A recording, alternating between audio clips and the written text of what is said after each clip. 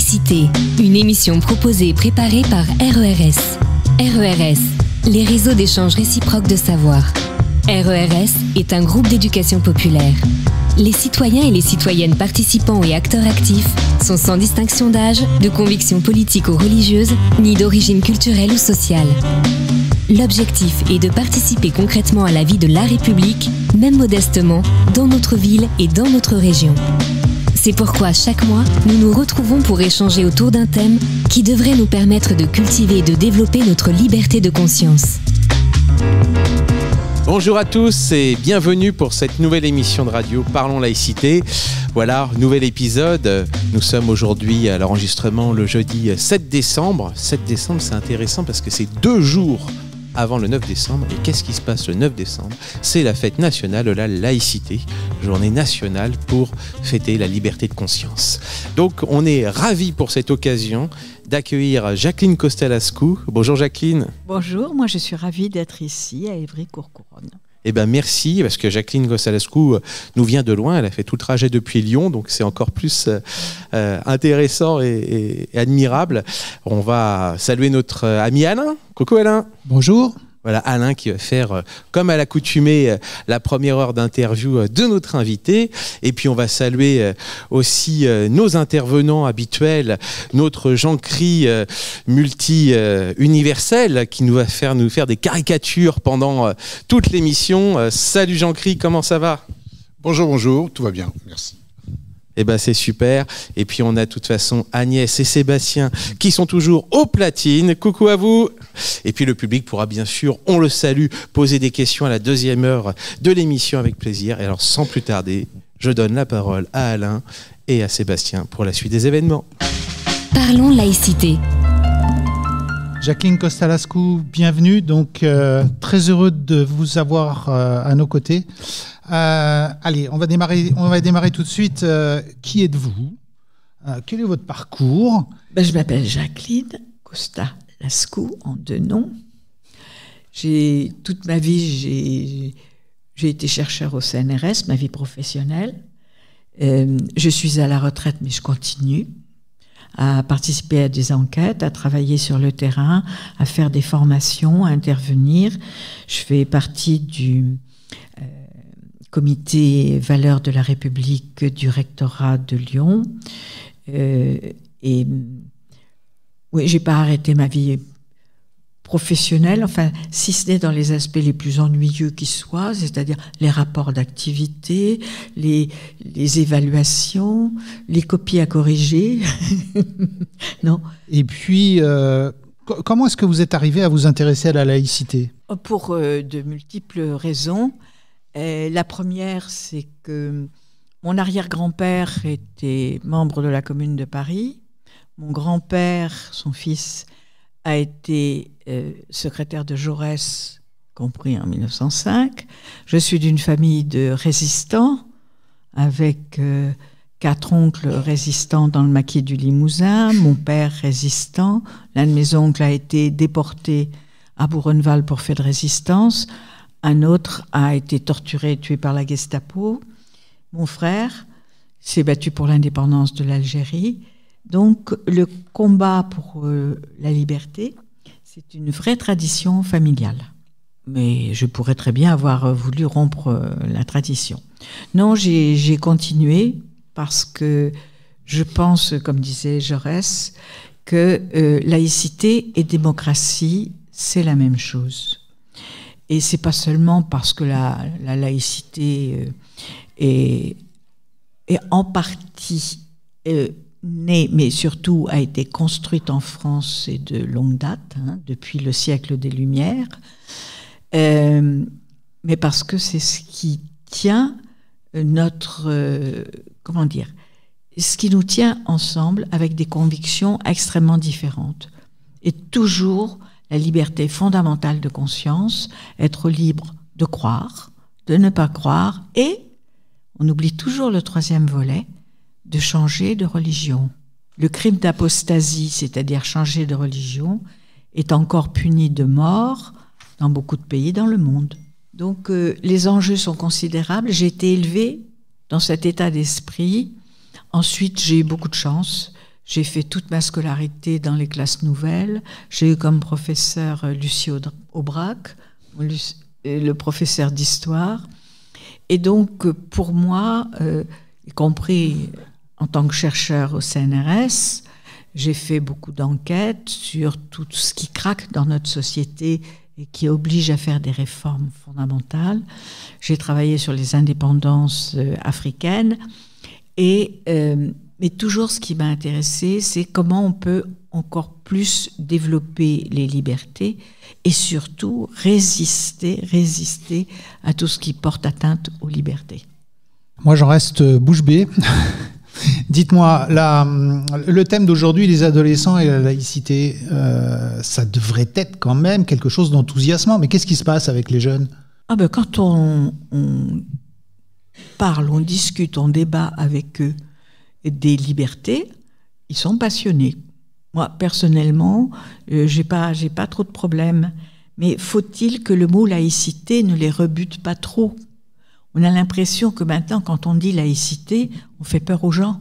Comme si la laïcité, c'était une suite d'interdits. Bon, beaucoup de gens ont intérêt à présenter la laïcité aux jeunes uniquement comme une liste d'interdits et non pas comme la liberté et une garantie d'égalité entre eux. Ça, c'est évident. Mais aussi, on a cru peut-être pendant trop longtemps que c'était une évidence, la laïcité en France. On savait ce que c'était. On n'avait même pas besoin de la redéfinir, de dire, de l'expliquer. Moi, j'avais donné des cours, je me souviens, à l'école normale à Paris, au Batignolles. La laïcité, on le faisait parmi toutes les libertés, avec la Déclaration des droits de l'homme et du citoyen. Mais les mots étaient compris. Aujourd'hui, chez beaucoup d'adolescents, il y a une méfiance à l'égard de ce qui peut être considéré comme des discours surplombants qui vous tombent dessus, qui vous disent ce qu'il faut faire et ne faut pas faire. Justement, la laïcité, c'est le contraire. Oui, la laïcité n'est pas répressive. Absolument pas, c'est le contraire. C'est l'école de la liberté. Alors, c'est-à-dire prendre en compte la diversité des convictions, la diversité des visions du monde. Et alors là, on a toute la palette, athées, agnostiques, croyants. Chez les croyants, on a tous l'éventail. Si on regarde les religions, notamment en France, on a quasiment tout l'éventail des religions. Et vous savez aussi, ça j'aime bien le dire aux adolescents, que la France est le premier pays pour la présence d'une communauté musulmane et le premier pays pour la communauté juive de tous les pays européens. C'est-à-dire qu'il y a vraiment un paysage religieux en France qui est des plus divers. Et si c'est possible, c'est justement parce qu'il y a la laïcité. Il n'y a pas une religion d'État. Nous ne sommes pas comme en Grande-Bretagne, où il y a la religion d'État, c'est l'anglicanisme, qui est la religion de la monarchie. Il y a quand même quelque chose d'extraordinaire qui s'est passé avec le couronnement du roi Charles III. Je ne sais pas si vous avez regardé. Mais enfin, c'était présenté comme une révolution. Il n'y aurait pas que des anglicans, mais des personnes d'autres religions qui entreraient dans la cathédrale où il y avait le couronnement. Alors, ils sont arrivés un petit peu comme dans un défilé de mode, avec chacun leur costume. Et puis ils se sont assis, puis voilà. Et au moment où le Premier ministre, Rishi Sunak, est allé, j'allais dire en chair, oui, puisque c'était dans la cathédrale, pour parler, il a dit un texte de la Bible. Or, on aurait pu choisir de magnifiques textes de la Bible. Eh bien non, celui qu'on lui a demandé de lire, je dis bien qu'on lui a demandé de lire, c'était « Dieu est unique ». Et c'était une sorte à la gloire du Dieu est unique. Manque de chance, Rishi Sunak, il n'est pas monothéiste, il est hindouiste, il est polythéiste. Vous vous rendez compte? Dans une cérémonie officielle, le couronnement du roi, le fait qu'il lise un texte sur le monothéisme alors qu'il est à l'inverse hindouiste, et la cérémonie s'est terminée par un serment d'allégeance au roi des différentes religions. C'est impensable en France. Il y a beaucoup de liberté en Grande-Bretagne, mais là, sur l'aspect religieux, il y a cette religion d'État. En Allemagne, aux Pays-Bas, on a et en France, en Alsace-Moselle, on a une liste de religions dites reconnues. Alors, en Allemagne, quelles sont les religions reconnues? Le protestantisme, ou les protestantismes, le catholicisme et le judaïsme. On ne pouvait pas faire moins quand même en Allemagne. Bon, après la Seconde Guerre mondiale, il fallait bien quand même. Même chose aux Pays-Bas. Si ce n'est qu'aux Pays-Bas, on a les protestants, les catholiques et ce qu'on appelle le pilier libéral. Et alors là, dans le pilier libéral, on met tout le monde. On met les musulmans, les juifs, les agnostiques, les athées, etc. Vous avez énormément d'avantages sociaux, culturels, qui dépendent de la déclaration que vous faites de votre appartenance à telle ou telle religion. Je peux vous raconter une anecdote qui a fait allez-y. Scandale en Allemagne. Il y avait un ingénieur français tout content d'avoir trouvé un poste important à Berlin. Donc, il se rend à Berlin et on lui avait dit que dans les 3 jours, il fallait faire sa déclaration à la mairie du domicile, ce qu'il a fait. Et là, comme dans tous ces pays où il y a des religions reconnues, on lui a donné un imprimé dans lequel il y avait la liste des religions. Alors, est-ce qu'il appartenait à la religion, je vais expliquer pourquoi après, protestante, catholique, juive, puis il y a autres. Alors l'islam est dans les autres, puisque l'islam n'est pas une religion reconnue en Allemagne. Il faut négocier avec chaque land pour avoir la construction de mosquées, pour avoir des écoles coraniques, etc. Et puis, depuis quelques années, ils ont été obligés, surtout après la réunification avec l'Allemagne de l'Est, de rajouter une petite case. Et la petite case, c'était sans religion. Notre ingénieur coche la case sans religion. C'est très important de savoir quelle case vous cochez parce qu'il y a un impôt prélevé à la source sur votre salaire et qui va à la religion pour laquelle vous avez déclaré une appartenance. Au bout de 3 mois, il regarde son compte et s'aperçoit qu'il y a eu un prélèvement à la source pour le diocèse catholique de Berlin. Il retourne à la mairie de son domicile en disant, un peu à la française, vous avez dû vous tromper à l'administration, vous avez dû vous tromper de dossier. Ils ressortent, mais non, monsieur, vous avez coché la case sans religion. Mais vous êtes né en France. On a votre lieu de naissance. Alors le diocèse catholique a fait une enquête auprès du diocèse catholique de votre naissance en France et vous avez été baptisé.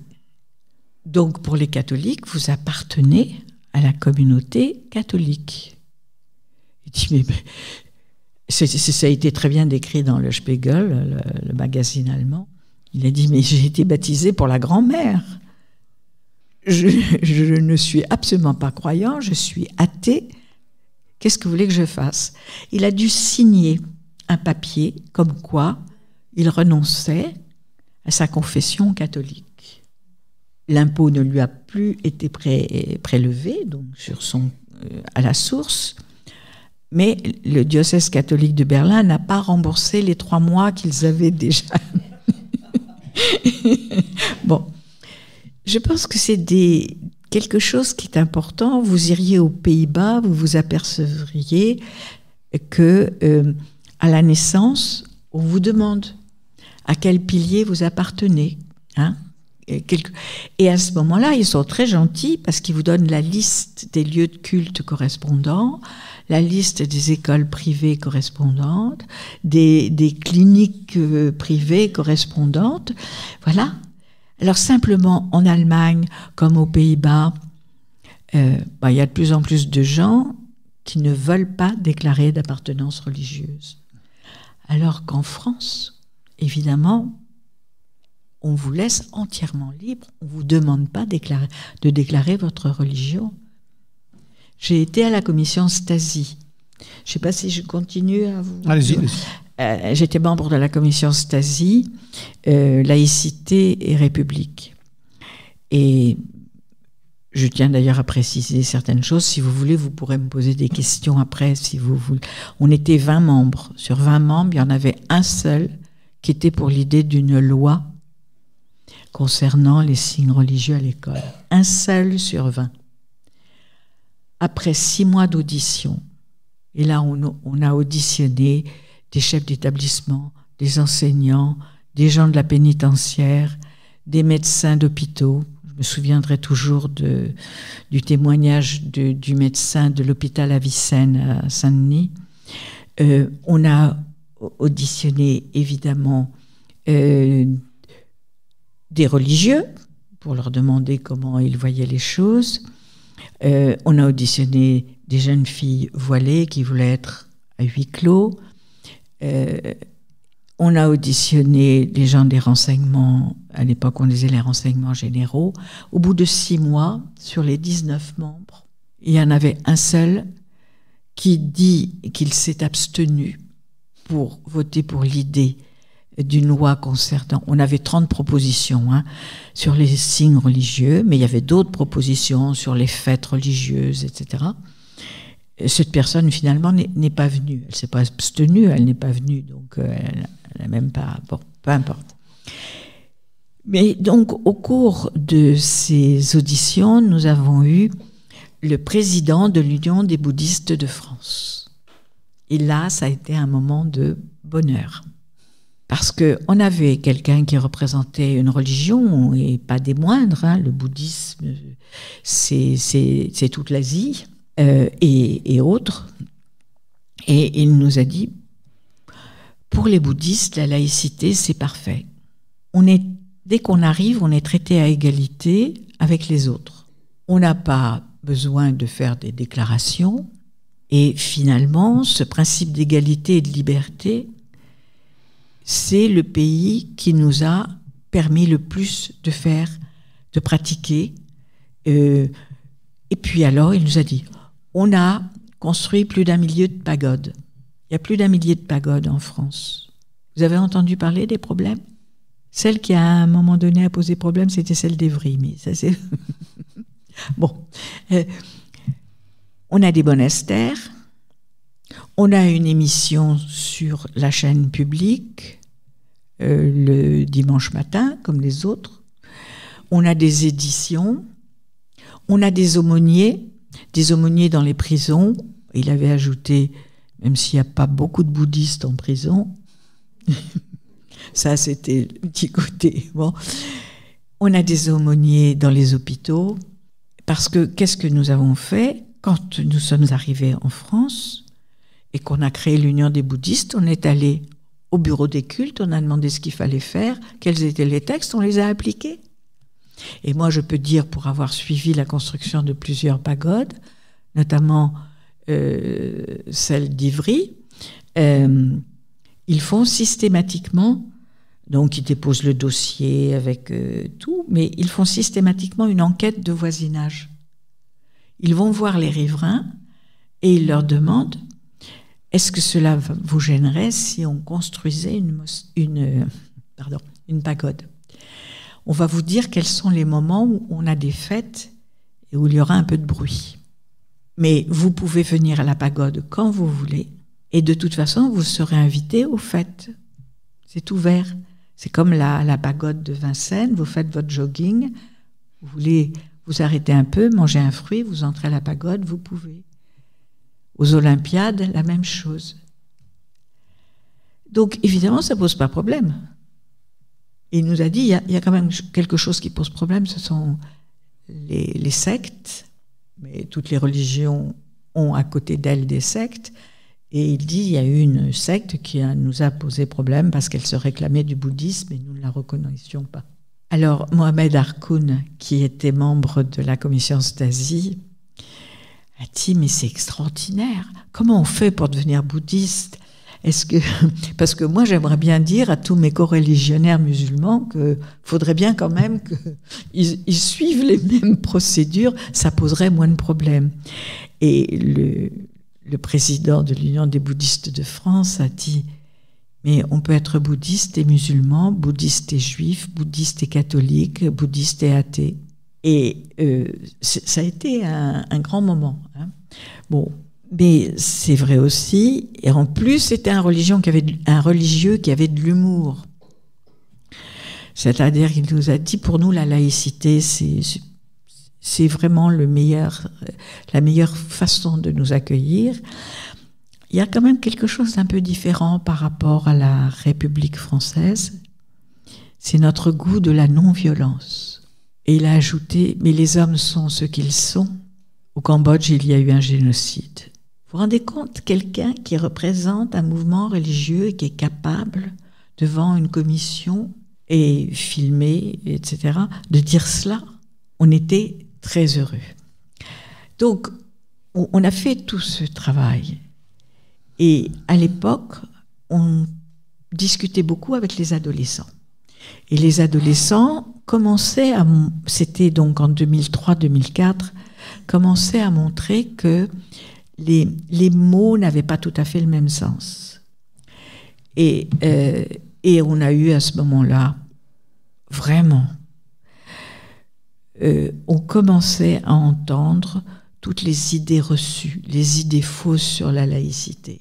Et je regrette que dans toutes nos institutions, y compris l'école, on n'ait pas pris le temps de plus débattre, comme moi j'ai toujours essayé de le faire, et ainsi que d'autres, avec des adolescents, à la fois pour écouter ce qu'ils attendent, comment ils voient la liberté, par exemple les questions de costumes, de vêtements, de voiles, etc. Combien de débats là-dessus, et si vous voulez on en reparlera, mais à partir du moment où vous avez des adultes, ouais, pourquoi pas, oui, des adultes qui disent « Oui, mais ici c'est comme ça, ici on est en France, ça s'applique comme ça ». Si vous voulez que les adolescents refusent, eh ben, il faut dire les choses comme ça, au lieu de leur dire pourquoi. Voilà. Alors, je reprends la notion des ados. Nous, ceux qu'on rencontre, les ados musulmans, nous disent, nous, on ne se sent pas à égalité avec les autres.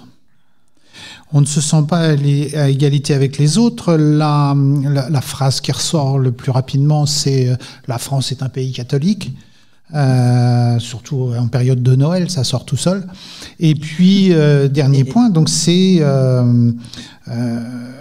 l'idée que c'est contre l'islam, la laïcité.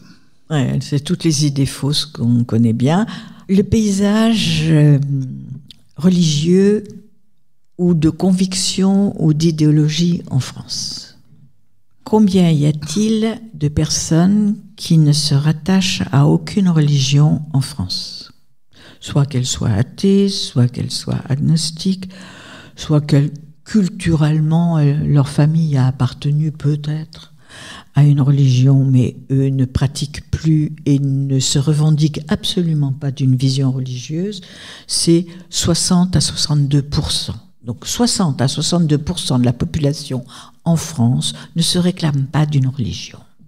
J'ai entendu qu'en Alsace, où il y a un statut spécial, oui, avec des cours à l'école de religion qui deviennent facultatifs, il y a de moins en moins de jeunes qui sont inscrits. Oui. Et alors, on pourrait dire, ah oui, mais c'est parce que la France est un pays laïque qu'il y a, disons, 60% de la population qui ne se réclame d'aucune religion. Mais on n'est même pas le premier pays européen dans cette non-appartenance religieuse. Quels sont les premiers pays où justement on n'a pas besoin de se définir par sa religion.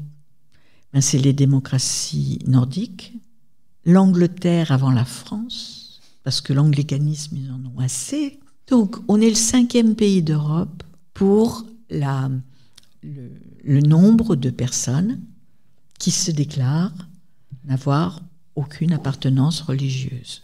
Alors, restons calmes, et ça va d'ailleurs nous amener à bien dire que on va jouer malheureusement sur la visibilité de certaines convictions, et là on va retrouver ce que disent les jeunes musulmans. Mais donc, dans une démocratie comme la France, la religion est une liberté de conscience qui appartient. Il y a aussi la liberté de culte, la liberté de conviction, la liberté d'opinion, la liberté d'expression. Mais vous n'allez pas dans la vie, dans votre vie, vous présenter avec une identité religieuse comme quelque chose qui serait une sorte d'identité close, fermée et qui vous résumerait. C'est absurde. Alors, quant au catholicisme, c'est vrai que historiquement, la France a été la fille aînée de l'Église, a été catholique, tout à fait. Aujourd'hui, ça reste la première religion, et donc dans les 40% qui restent, la première religion. La seconde religion, c'est l'islam. La troisième religion, c'est le protestantisme. Ensuite, le bouddhisme, et le judaïsme vient ensuite. Alors quand j'ai des adolescents en face de moi qui sont dans le complotisme, dans l'antisémitisme qu'ils expriment parce qu'ils pensent qu'être musulman, ça veut dire qu'il faut être contre les juifs, et qui veulent dire oui, les juifs ont tous les pouvoirs, les juifs ils tirent les ficelles, les juifs, j'ai dit oui, ils sont combien en France? Même pas 1% de la population. Alors vous en déduisez quoi? Qu'avec même pas 1% de la population, ils auraient tous les pouvoirs, ils seraient partout. Alors ils sont sacrément intelligents. Alors vraiment, c'est les meilleurs. Et vous, avec 10%, vous n'auriez pas, ce qui est faux en plus.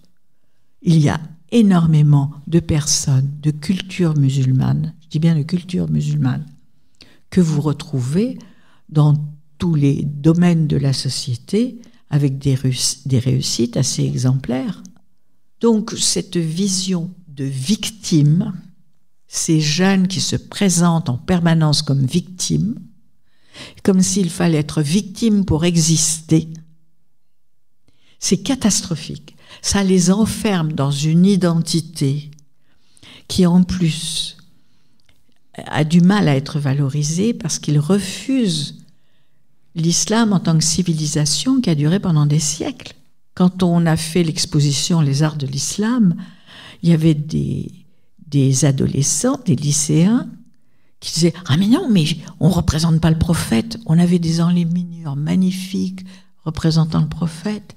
Et ils croyaient, parce qu'ils sont complètement ignorants en plus sur la religion musulmane, ils ont de vagues trucs et des applications sur leur smartphone, mais ils ne savent pas qu'en effet, il y a eu des périodes où on a représenté le prophète, on a représenté des femmes superbes, on a un islam ouvert qui était une source de civilisation pour l'humanité. Ils ne savent même pas ça.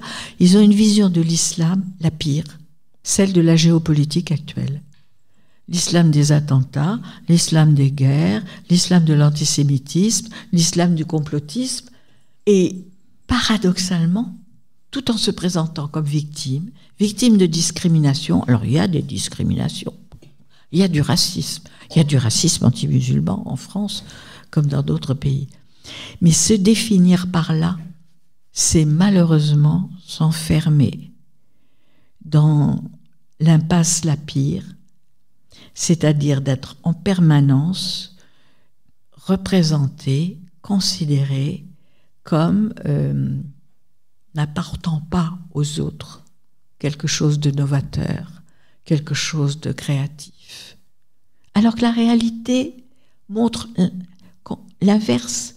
Je me souviens, dans les années 90, il y avait une enquête qui montrait que les jeunes de la banlieue parisienne, musulmans, qui se disaient musulmans, réussissaient beaucoup mieux que les jeunes des milieux ruraux ou des vallées alpines ou pyrénéennes.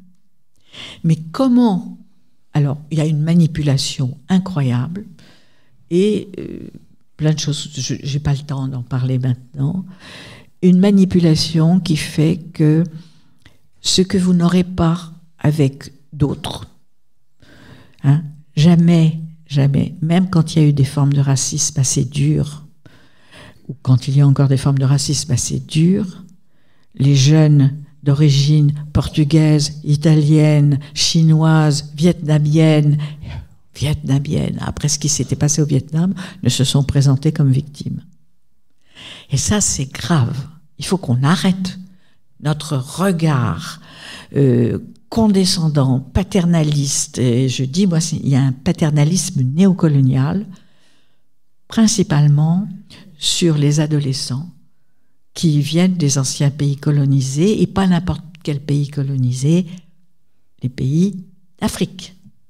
Les descendants de réfugiés chiliens, par exemple, ou des gens d'Amérique latine, les descendants des boat people. Ça a été terrible ce qui s'est passé en Asie, hein, avec les boat people. Et je le vois actuellement avec des jeunes réfugiés ukrainiens, syriens. Je travaille beaucoup avec des jeunes femmes et des jeunes, y compris un excellent caricaturiste iranien, jamais ne vont se présenter comme victimes. Donc là où on rejoue un paternalisme colonial qui enferme les jeunes. Et pourquoi est-ce qu'ils revendiquent ça? Mais pourquoi? Ils veulent continuer à être victimes toute leur vie? Ils veulent transmettre ce sentiment victimaire? On ne s'en sort pas, hein, surtout dans des pays développés, où développement technologique, scientifique, où il y a cette espèce de libération des corps, libération de la création, etc. Si vous vous présentez comme victime, toujours victime de racisme, de discrimination, etc., vous ne serez jamais reconnu que comme un pauvre type. Vous avez parlé plusieurs fois des femmes. Tout à l'heure, je vous donnais les exemples d'adolescents. Mais les adolescentes musulmanes ont complètement disparu du paysage urbain, je dirais.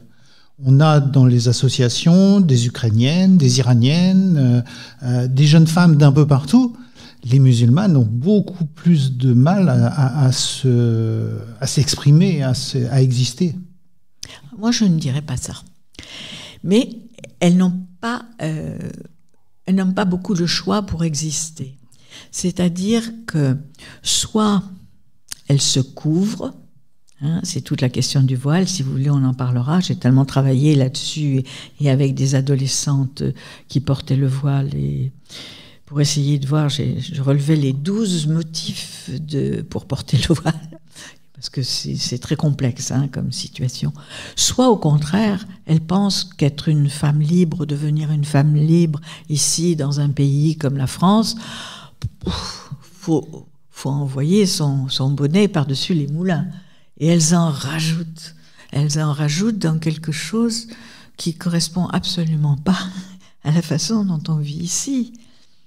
Qu'est-ce que ça change la laïcité à la vie des femmes?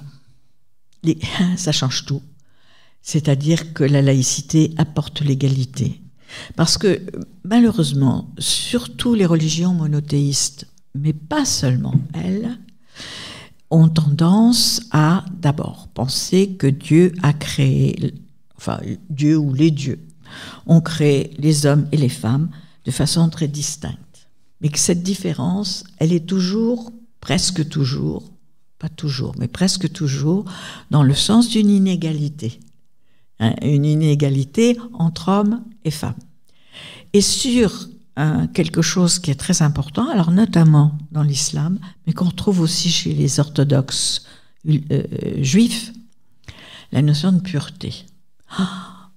Vraiment, c'est ce que j'avais dit, j'avais interpellé Monseigneur Barbarin, qui parlait de la dignité de la femme, la sexualité de la femme, etc. Je lui avais dit, attendez, je ne comprends pas pourquoi les religieux s'intéressent à ce point à la sexualité des femmes et des homosexuels. Vous pourriez peut-être nous parler du sens de la vie, du sens de la mort, de la dignité de la personne.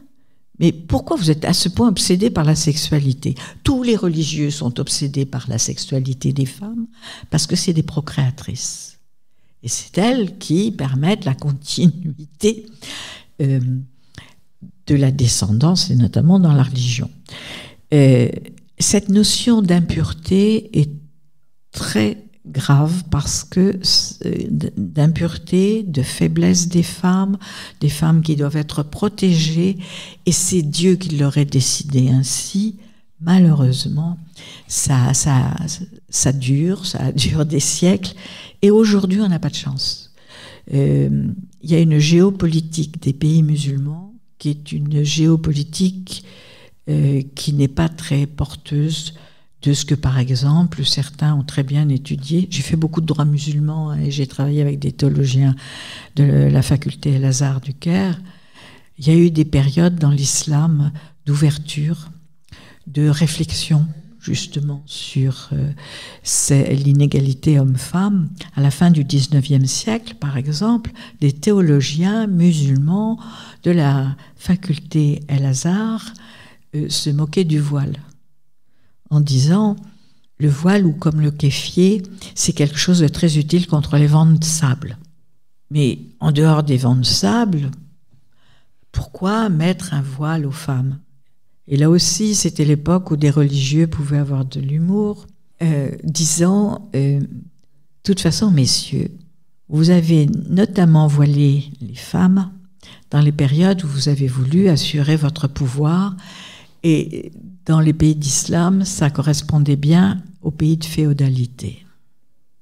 La féodalité a créé une situation encore plus inégalitaire. Mais vous vous êtes trompés, messieurs. Vous vous êtes trompés parce que si vous pensez que les femmes vont vous appartenir à vous et à vous seuls, qu'elles vont arriver vierges au mariage pour vous tout seuls, et après, dès qu'elles sortent de la maison, il faut les cacher, parce que vous avez peur qu'elles soient séduites. Mais messieurs, voilez-vous, les femmes ne seront plus séduites. C'est à vous de vous cacher. Et elles ne seront plus séduites par votre virilité. C'était la fin du XIXe siècle, en Égypte. Le roi Hassan II, qui était commandeur des croyants, comme tous les rois du Maroc, a fait bien dit. Mais le voile n'est absolument pas une obligation musulmane. D'ailleurs, on trouve, ça c'est très important, j'aime beaucoup travailler ça avec des adolescents. Pourquoi dans toutes les cultures, tout ce qui est le système pileux, les cheveux, etc., c'est considéré comme des zones érogènes. Et alors dans toutes les cultures, il y a des choses amusantes. Moi, j'aime bien faire une histoire du costume avec les adolescents. Dans les périodes où les femmes ont moins de droits, alors on leur met plein de choses sur le dos, on les couvre. Ma grand-mère, même dans une famille assez ouverte, ma grand-mère, avant la guerre de 14, elle était jeune fille, comme on disait, elle ne sortait pas sans chapeau, voilette, gants, et elle cachait ses chevilles, parce que les chevilles, la nuque, les cheveux, ça, alors, apparemment, c'est ce qui fait délirer les messieurs. Bon. Alors, ce qui est amusant, c'est que, évidemment, elle a travaillé pendant la guerre de 14, parce qu'à l'époque, il n'y avait pas de sécurité sociale et d'allocation familiale, et pour élever ses enfants, eh bien, elle a travaillé, elle est devenue peintre sur porcelaine à Limoges. Mais après la guerre, et ça j'aime bien raconter ça et montrer des photos à des adolescents, notamment des adolescents musulmans, qu'est-ce qu'a fait la grand-mère? Elle a coupé ses cheveux qu'il ne fallait pas couper. Elle a coupé ses jupes. Et puis, Alors, pas à la mini-jupe. Hein, bon. Et puis, elle est allée au bain de mer plus tard avec les enfants. Et elle s'est battue aussi pour le droit des femmes. Quand on refait cette histoire avec des jeunes adolescentes qui se voilent, par exemple, pensant que la religion musulmane leur demande ça, que c'est de la pudeur, etc. Je pourrais vous raconter comment je travaille là-dessus avec des jeunes. J'étais à Nanterre, justement, avec des lycéennes sur ces questions-là. Elles disent, mais alors en France aussi? Je dis oui, en France aussi, comme dans d'autres sociétés. Quand on veut que les femmes n'aient pas beaucoup de droits et de libertés, on les couvre, on les enferme dans les maisons. On pense que leur seul rôle, c'est d'avoir des enfants et de faire la cuisine. Donc c'est pas particulier à une religion. Mais on n'a pas de chance aujourd'hui. Malheureusement, nous ne sommes pas dans une période d'un islam des Lumières. Il y a dans beaucoup de pays musulmans aujourd'hui des hommes et des femmes qui se battent pour la liberté, pour les droits de l'homme. Ils sont massacrés. C'est ça le problème. On n'a pas de chance aujourd'hui. Moi, j'ai connu bien, vraiment, les pays du Maghreb. Après les indépendances, il y avait un souffle, une volonté de développer le pays. On n'oubliait pas que, par exemple, parmi les militantes algériennes pour l'indépendance de l'Algérie, il y avait eu beaucoup de femmes, comme Jamila Bouhired ou Jamila Boupacha. Oui, on n'est plus dans une période comme celle-là.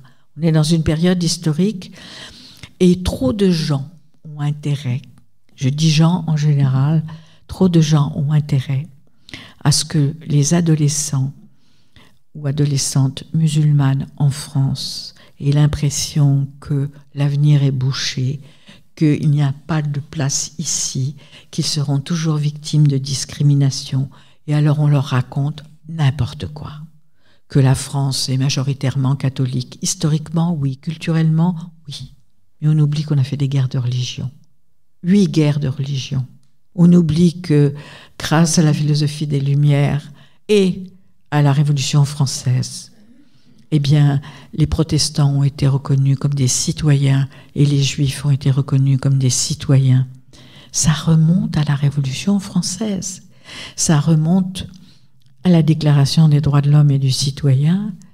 Ça remonte aussi à 1792. C'est très intéressant de travailler ça avec les adolescents. 1792, c'est la loi qui crée l'état civil. Le grand registre des citoyens sur lequel hommes ou femmes,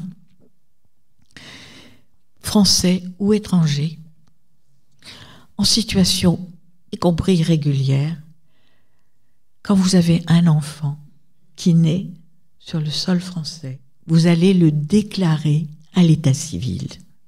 Ce qu'on appelait, à l'époque, le grand registre des citoyens est tenu par qui? Par un élu, le maire. La rupture avec les registres paroissiaux. Moi, j'aime bien travailler avec des adolescents en disant, ben voilà, si vous êtes juif, vous pouvez difficilement faire votre arbre généalogique remontant au-delà de la Révolution française. Si vous êtes protestant, même chose. Où il y avait des registres, mais ils étaient cachés. Parce que si jamais on montrait ces registres, c'était se désigner à la police. C'était ce qui servait pour les dragonnades. C'était ce qui servait pour les persécutions. Un état civil où on dit, on crée un grand registre des citoyens. Citoyens, c'était au sens révolutionnaire du terme, c'était pas au sens de la nationalité. Sans considération, je cite, sans considération de rang social, de sexe, de religion. Combien y a-t-il aujourd'hui d'étrangers qui essayent d'avoir un titre de séjour en France, qui aimeraient avoir un statut de réfugié, mais ils n'ont même pas d'état civil. Les passeurs leur ont fait déchirer, quand ils en avaient des papiers, ils leur ont fait déchirer leurs papiers. Si vous n'avez pas d'état civil, on ne sait même pas de quelle nationalité, on ne sait pas quel est votre âge. Vous voyez les problèmes actuellement, et la façon scandaleuse dont on parle de la loi sur l'immigration, le projet de loi sur l'immigration. Les vrais problèmes, c'est pas ceux dont on parle. C'est pas combien il va y en avoir, on en a besoin de combien, c'est honteux, c'est des êtres humains, c'est pas des marchandises. Mais qu'est-ce qui fait qu'il est si difficile d'être reconnu, de s'intégrer, d'avoir une place dans la société? Très souvent des choses aussi stupides que de ne même pas avoir d'état civil, ou des choses aussi condamnables, le fait que les autres qui ne pensent pas, qui ne croient pas, comme moi, sont des mécréants, que les femmes sont inférieures, que les enfants sont la propriété de leurs parents, etc. C'est-à-dire que c'est des questions fondamentales qu'il faudrait poser. Et les adolescents, quand on parle de ça avec eux, ils sont passionnés. Alors on peut tout prendre, hein. Les fêtes, Noël, ça y est, on arrive dans la période de Noël. On en parle un peu ? Allons-y. Allons-y. Noël. Le Père Noël, sur son traîneau, tiré par des rennes, et à côté de sapins. On n'est pas en Galilée, hein. C'est toute la mythologie nordique du solstice d'hiver. Ça a existé bien avant la christianisation. C'était la fête du solstice qui indiquait qu'à partir de ce 24 décembre, les jours allaient être de plus en plus longs, de même qu'on fêtait le solstice d'été. Et quand il a été christianisé, ça a été la Saint-Jean. Mais c'est bien antérieur au christianisme, la fête du solstice. Et une bonne partie de tout ce qui est autour de Noël, c'est plutôt, en effet, les pays du nord de l'Europe. Parce qu'eux, ils savent ce que c'est que le jour et la neige, etc. Donc, qu'est-ce que c'est ? Pourquoi j'ai vu des écoles qui se sont privées de mettre des sapins ? Que je sache, le Christ, il n'a pas été mis en croix sur un sapin. Et c'est la fête de la lumière. Ah, la lumière à Lyon demain, c'est la fête de Saint-Nicolas qui permet à des enfants de ressusciter. C'est Sainte-Lucie. Mais comme par hasard, ça commence aujourd'hui, c'est Hanouka, chez les Juifs. Et puis, dans toutes les religions, on voit, évidemment, sous l'équateur, là, ça n'a pas le même sens. Donc, c'est absurde. Et d'autre part, on ne va pas nier un patrimoine culturel. On ne va pas raser les églises, les cathédrales. Allez, Notre-Dame de Paris, on rase parce que c'est une histoire chrétienne et catholique de ce pays. Moi, quand je vais dans un pays musulman, j'y vais assez souvent, enfin moi maintenant parce que on y a de moins en moins de liberté quand on est une femme, qu'on est, je mets des guillemets, blanche et supposée chrétienne. Bon. Mais je respecte le patrimoine culturel qui est là. Comme ça m'intéressait beaucoup, comment je suis entrée avec ma fille, qui était assez petite à l'époque, à la mosquée de Kairouan, comment j'ai pu tenir dans mes mains de magnifiques Corans enluminés. La mosquée de Kairouan est vraiment très importante, c'est un des hauts lieux de l'islam. Ben oui, mais parce que quand j'entrais à la mosquée, et à l'époque il y avait beaucoup moins de racisme anti-européen, il y en avait peu d'ailleurs, mais je m'habillais, je me couvrais, je n'allais pas faire du scandale. Donc travailler tout ça avec les adolescents, mais c'est formidable. Ça ouvre des portes, des fenêtres sur le monde. On plaisante, c'est plein d'humour, c'est gai, c'est le contraire d'une laïcité qui vous tombe dessus comme un couperet. Ça fait plusieurs fois que vous nous parlez de l'humour. Hein. Vous nous avez dit que les religieux avaient de l'humour dans le temps. Oui. Il n'y a plus de place pour l'humour aujourd'hui dans cette période de pensée politiquement correcte ? J'espère que si. Et d'ailleurs, c'est intéressant de voir un pays, par exemple, que je connais un peu, que j'ai mieux connu notamment après l'indépendance et avant les années sombres des années 90 où le GIA a quand même réussi dans toutes ses luttes en Algérie. Il ne faut pas oublier, il y a eu près de 250 000 morts en Algérie. Hein, tout ça habillé pour des raisons religieuses dans les années 90. Mais par exemple, l'Algérie, il y a un humour très fort en Algérie, très fin, très subtil. Malheureusement, ça n'est plus le cas. Et ceux qui veulent faire de l'humour, eh ben, ils partent. Ils viennent en France, par exemple, ou dans un autre pays. Et on a pas mal d'humoristes maintenant qui ont cette culture de l'humour. En Turquie, vous avez aussi une tradition de l'humour. Aujourd'hui, on est je le répète, pardonnez-moi, mais on est dans une période où il y a toute une partie du monde qui est en train de massacrer son patrimoine culturel avec des idéologies religieuses ou pas, qui sont terriblement closes, offensives et guerrières. Je vois passer là en ce moment sur les réseaux, au nom du patrimoine, une pétition demandant à aider les maires qui veulent mettre une crèche dans les mairies. Oui. Les crèches font partie du patrimoine avec des santons, etc., qu'en Provence, ou dans de quelques lieux particuliers, et on n'a pas besoin de les mettre dans les mairies. On a des musées, on a des salles d'exposition, à partir du moment où il y a tout un art des crèches. Et entre nous, je signale que l'art des crèches, l'art des santons, vient notamment de la Perse. C'est donc assez intéressant, parce que les chiites ont le droit de représenter, contrairement aux sunnites, ont le droit de représenter des personnages. Et donc, il y avait des personnages, des santons en terre, etc. D'ailleurs, on dit la Perse, mais il semblerait bien que ça venait de Chine, où on adorait, vous savez, comme ces armées qui ont été enterrées, des personnages représentés sous une forme esthétique, voilà, soit dans la terre, soit dans d'autres matériaux.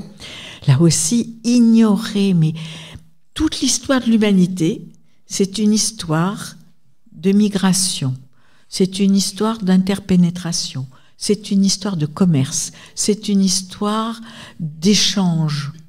Alors on peut le faire à travers la langue, on peut le faire à travers la cuisine, enfin la gastronomie, on peut le faire à travers des habitudes de vie, mais on n'a jamais cessé cette interpénétration.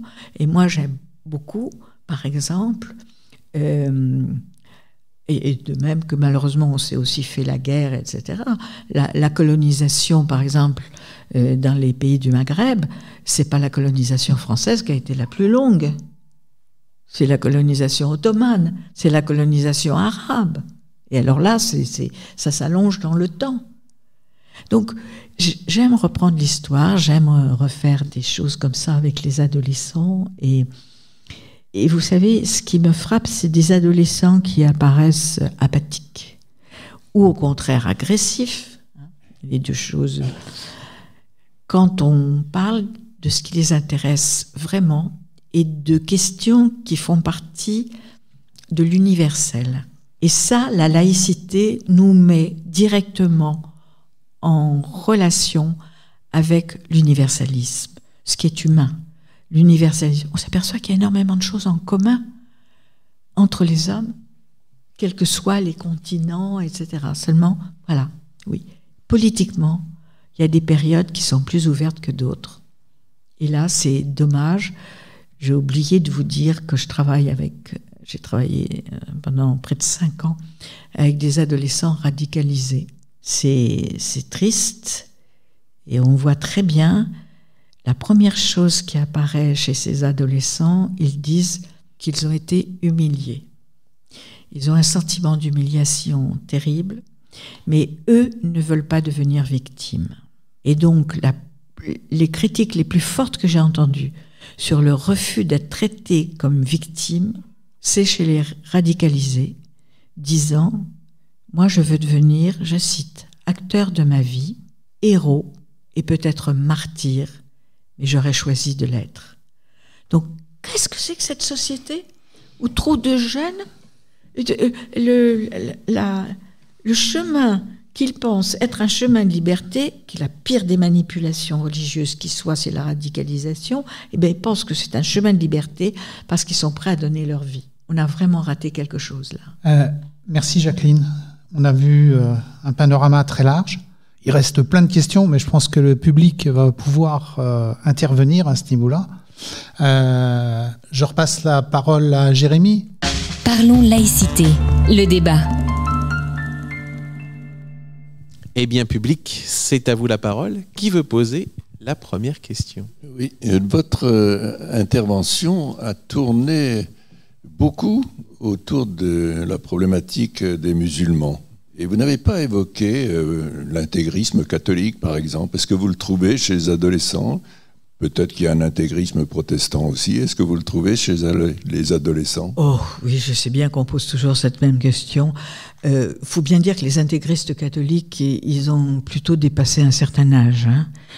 Mais il peut y avoir quelques prêtres, par exemple, qui se réfèrent à Monseigneur Lefebvre et, j'allais dire, sa descendance.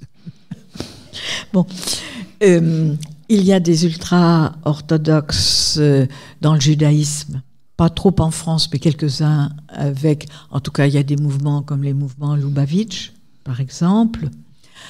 Chez les protestants, nous avons des évangéliques, par exemple, qui sont assez prosélytes, mais ça n'a rien à voir avec ce qui se passe actuellement avec l'islam. C'est comme ça. Plus exactement, pardon, je précise, avec l'islamisme, qui est en djihad. Il y a deux djihad dans l'islam. Il y a le grand djihad, qui est le travail sur soi, le travail intérieur, ce que l'on retrouve dans d'autres religions, hein, c'est la réflexion sur soi, qui peut être liée à la prière, etc. Bon. Et ça, c'est considéré dans l'islam comme le grand djihad.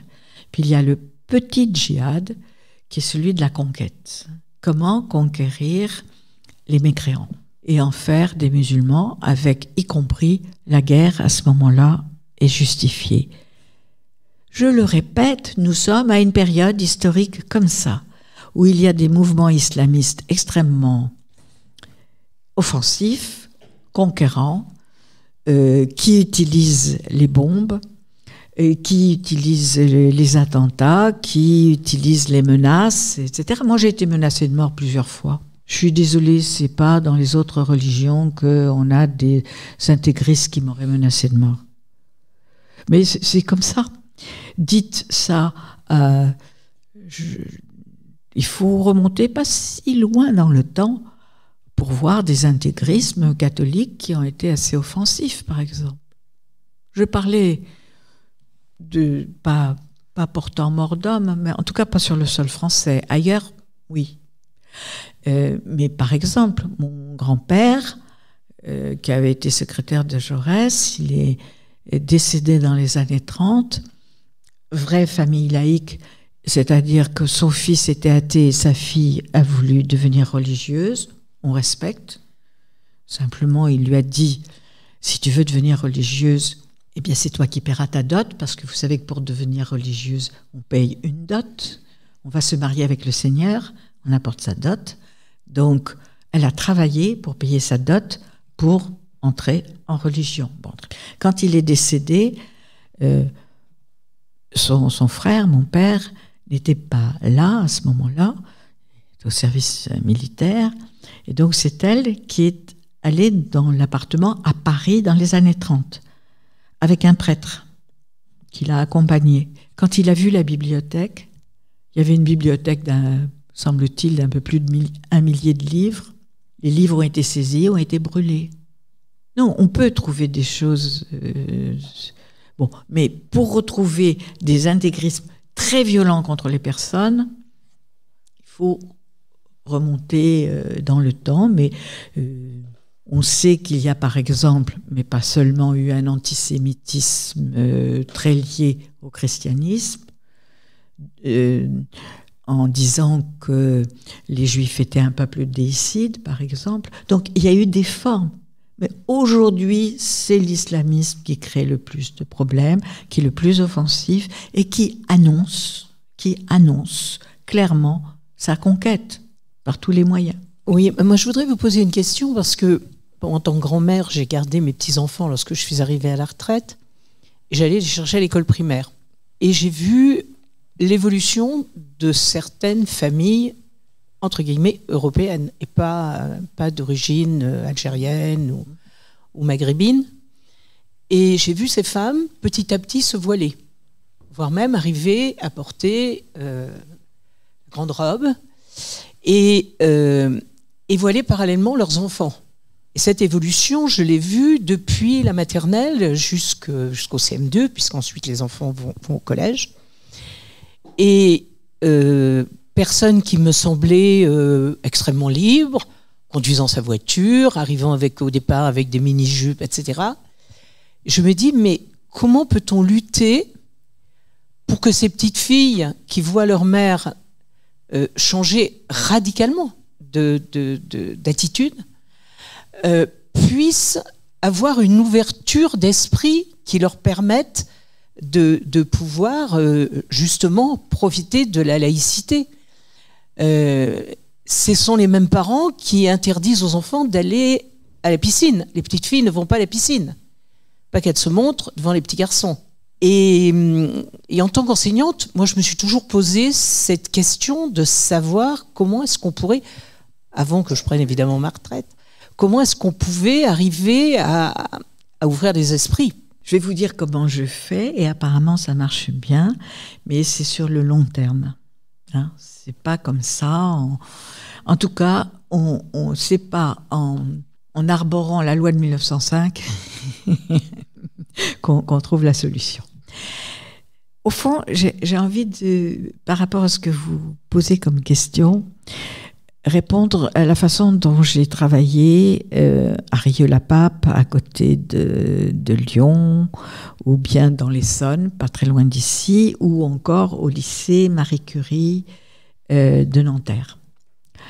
Au lycée Marie Curie de Nanterre, je me souviens être arrivée dans une classe, donc c'était des lycéennes, où il y en avait 5 qui étaient, avec la grande robe, mais simplement le voile, elle l'avait mise sur les épaules parce qu'elle savait qu'il fallait, voilà, elle n'entrerait pas dans le lycée si elle le gardait sur leurs cheveux.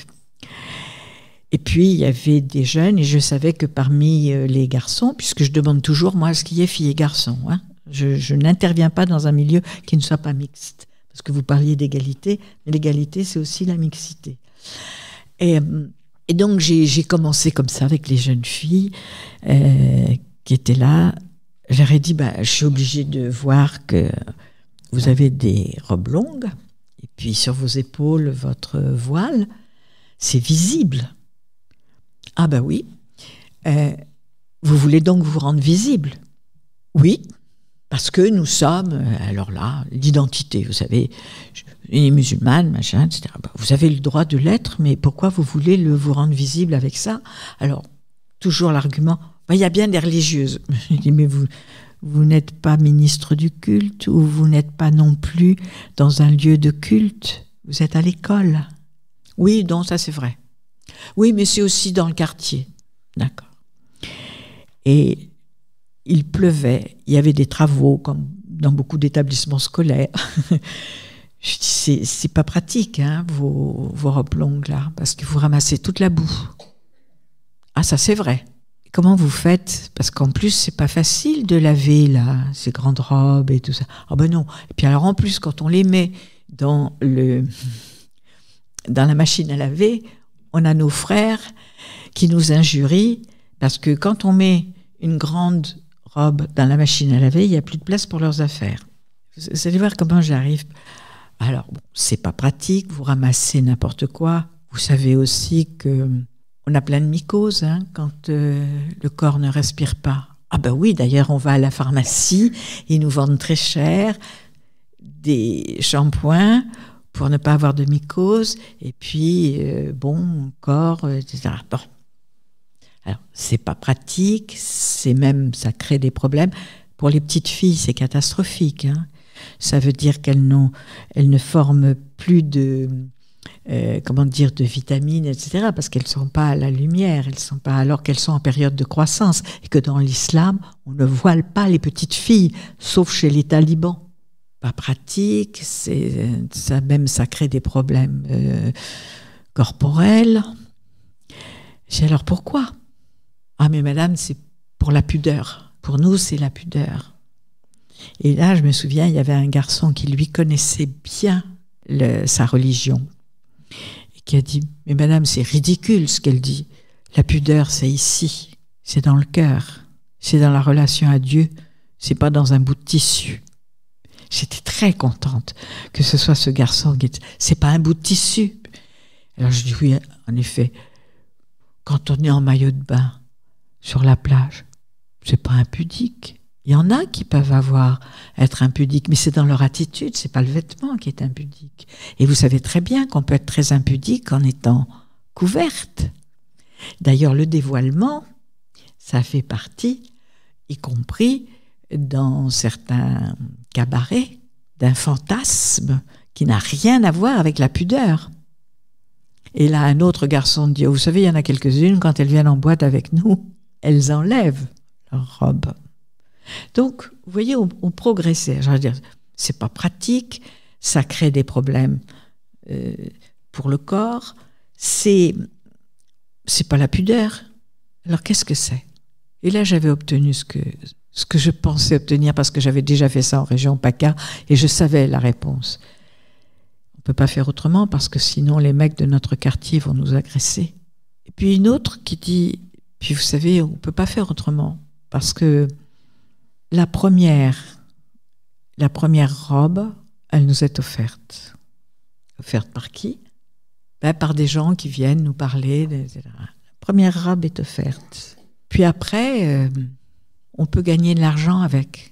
En région PACA, des filles qui étaient dans une équipe de basket, qui tout d'un coup se sont mis, comme vous l'avez dit très bien, à vouloir porter le voile pour faire du basket, à ne plus porter que des joggings et pas des shorts.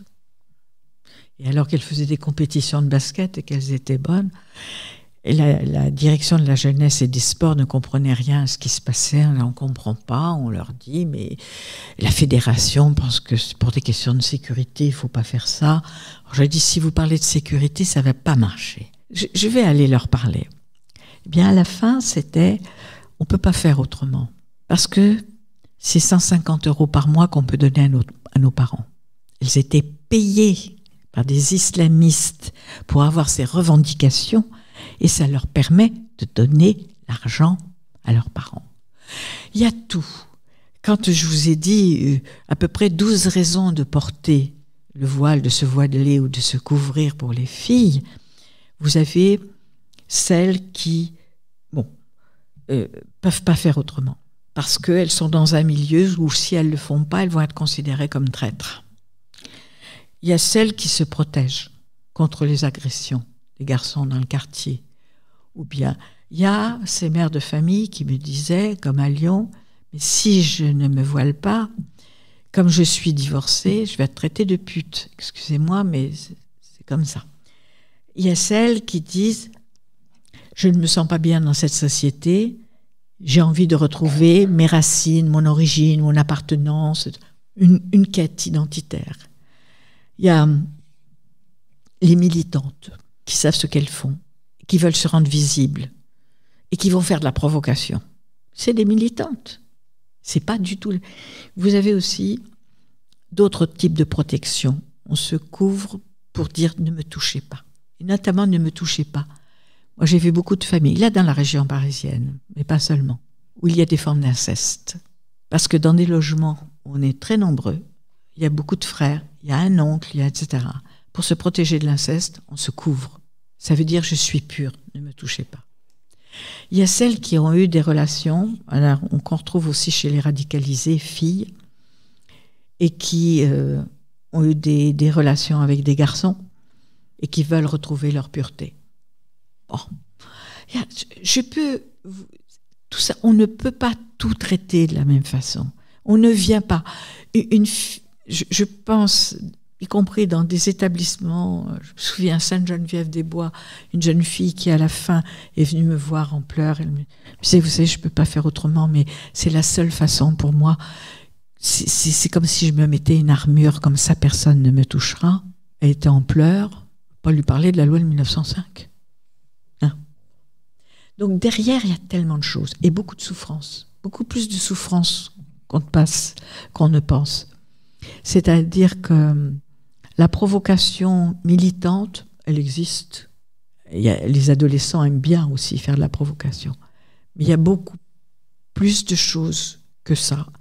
Il y a aussi, à Nanterre, on me disait, moi on me regarde de travers, de toute façon, il y a des contrôles de police, d'accord, puisqu'on me regarde comme ça, je vais m'affirmer comme ça. Donc, il faut traiter de tous ces problèmes-là, mais avec les adolescents et les adolescentes, et je dis toujours, dans une situation de mixité. Parce que les garçons aussi ont quelque chose à dire. Et quand je dis aux garçons, qu'est-ce que ça veut dire qu'une fille se cache, se voile? Vous êtes un prédateur sexuel? Car c'est ça que ça veut dire. On ne peut pas se montrer sans que... Et à ce moment-là, j'y vais carrément. Je dis, vous savez, les républicains ont lié à la laïcité la notion d'amitié, une vertu républicaine, c'est-à-dire des relations entre hommes et femmes, ou autres, entre femmes, entre hommes, qui ne sont pas sexualisées. Si vous acceptez un monde où les sexes se rendent visibles comme ça veut dire que vous ne connaîtrez jamais l'amitié. Ils sont très sensibles à ça. Je dis, vous êtes là avec vos copines, voilà. Vos copains, vos copines. C'est formidable, non, l'amitié entre garçons et filles. Il n'y a pas besoin de toujours penser à un passage à l'acte sexuel. Ce que j'aimerais dire, je ne l'ai pas dit tout à l'heure, c'est quand on travaille comme ça avec des adolescents, quand on est comme ça avec des adolescents, non seulement ils ont une qualité d'expression assez remarquable sur ce qu'ils vivent, sur ce qu'ils ressentent, sur les questions qu'ils ont à poser. Ils prennent ça comme ce que ça est, c'est-à-dire du respect. C'est du respect. Mais où, dans cette société, on leur offre des espaces de liberté pour dire réellement ce qu'ils ressentent. Nous, on projette ce qu'on a connu. Il faut leur ouvrir des espaces de liberté pour qu'ils disent, et ça c'est une méthode laïque, pour qu'ils disent comment ils voient les choses. Moi, ce que j'aurais aimé savoir, est-ce que par rapport à ce malaise qu'on retrouve en France, je dis bien en France puisque nous sommes en France, sur l'islamisme, on retrouve ce même type de problème dans les autres pays européens. Dans les autres pays européens et dans d'autres pays du monde. Et malheureusement, oui, alors, européens, oui, bien sûr. Vous avez vu comment, tout d'un coup, on s'est étonné de voir 300 000 personnes à Londres criant « Palestine libre », bon, je ne veux pas le dire avec mon accent anglais, « Palestine libre de la mer au Jourdain », et avec des propos antisémites. Tout d'un coup, 300 000 personnes à Londres, lançant des slogans comme ça. Mais c'était impensable il y a une dizaine d'années. C'est-à-dire qu'on est dans un monde conflictuel incroyable où des aspects racistes, des aspects religieux, etc. se mêlent pour devenir terriblement offensifs. Moi, je travaille beaucoup, donc je vous l'ai dit, avec des Iraniennes et des Iraniens. À Avignon, on a montré des spectacles. On a monté des spectacles, on a montré des spectacles, on a fait des débats. Il y a un humoriste qui est venu montrer ses dessins, etc. Ça existe dans tous les pays, mais les gens qui se battent pour les droits de l'homme et pour les libertés sont de plus en plus contraints. En France, on est considéré comme un pays où on a encore beaucoup, beaucoup de liberté. On va faire un petit tour du côté de notre Jean-Cry. Jean-Cry qui fait... Son stylo s'agite depuis le début de l'émission, il nous fait des caricatures. Et donc on va voir un petit peu les productions qu'il a fait depuis le début de l'émission. Alors, j'ai un peu fait le pas de côté. C'était passionnant. Vraiment, c'est passionnant. J'ai un peu fait le pas de côté. Donc, c'est en restant sur la thématique des adolescents et de la laïcité, où j'ai repris plutôt le domaine du spectacle. J'ai fait un groupe qui était à l'Olympia, et puis tout un public de jeunes filles voilées, puis en voilée intégrale, hein. Et puis quelqu'un qui est habillé, je vais dire normalement, puisque c'est un peu bizarre de se retrouver voilé intégralement, recouvert un peu comme ça, et puis qui demande si c'est une dress code évolution de venir dans des concerts habillés tout en noir, comme ça, complètement recouvert. Et un deuxième dessin, toujours autour des adolescents et de la laïcité, où il y a un jeune, alors lui c'est un peu autre chose, c'est-à-dire qu'il a une casquette Nike, des casques, un gros t-shirt McDonald's avec une bouteille de coca à la main, et puis des marques partout, et puis laïcité pour l'interrogation, ma religion c'est la conso. Un grand merci. Je ne sais pas si je pourrais dire un mot là-dessus, parce que je crois que c'est essentiel. Mais je vous laisse continuer. Et je termine l'autre après, donc je vous le passe après. D'accord, ben c'est parfait. Voilà. C'est exactement ça. C'est très fort, votre dessin. Vous avez mis le doigt sur quelque chose d'important dont j'aurais dû parler avant. C'est des jeunes plongés dans la société de consommation qui pensent que pour exister, il faut avoir des marques commerciales. Absurdes, bien sûr. Qui sont complètement manipulés par les réseaux sociaux, mais dans tous les domaines. Je pense à des jeunes, je demande toujours sur quels réseaux sociaux vous êtes. Alors aujourd'hui, TikTok. Hein. Oui, je vois un jeune ami qui approuve TikTok. Et je leur dis, mais vous savez que TikTok a été créé en Chine. Oui. Que c'est censuré en Chine. Oui. Je leur dis, bon, ça vous pose pas problème. Pourquoi? Qu'est-ce que ça signifie? Ah, mais c'est bien fait, on y prend son plaisir. Et ça, je pense que c'est très important. Ils sont pas totalement dupes, me semble-t-il. Je parle sous le contrôle du jeune homme qui est là devant moi. Pas dupes. Ils savent très bien qu'il y a de la manipulation. Ils savent très bien que la publicité, c'est fait pour vendre. Ils savent très bien qu'ils sont dans une société de consommation. Ils savent très bien que Noël, aujourd'hui, c'est plus tellement religieux que surtout commercial, et que c'est honteux de voir des jeunes qui vont avec leurs parents choisir leurs cadeaux et comparer les prix. Bon, la vraie religion aujourd'hui, chez beaucoup de jeunes et l'ensemble de la société, mais notamment chez les jeunes, parce que c'est les premières cibles, c'est la société de consommation. Or, il y a un goût du merveilleux. Il y a un appétit pour autre chose, pour une nature qui serait belle, dans laquelle on aimerait vivre, etc. Mais la société de consommation crée des frustrations, des inégalités. Entre les inégalités, les frustrations, eh bien, certains pensent qu'ils vont peut-être trouver une réponse dans une réponse religieuse. L'ennui, c'est que dans beaucoup de religions, on se livre à des rituels, des pratiques, des visibilités, de vêtements, de mode, etc., qui finalement reproduisent la société de consommation, mais avec, soi-disant, une référence à une transcendance. Donc, on est pris au piège, mais vous avez tout à fait raison. On est dans des effets de mode, avec des éléments de diffusion à travers les médias et surtout les réseaux sociaux, les influenceurs et les influenceuses. 2 heures de train pour venir vous voir ici, à Évry. J'étais à côté d'une jeune fille qui, pendant 2 heures, n'a fait que regarder des influenceuses sur son portable pour voir comment se maquiller, etc.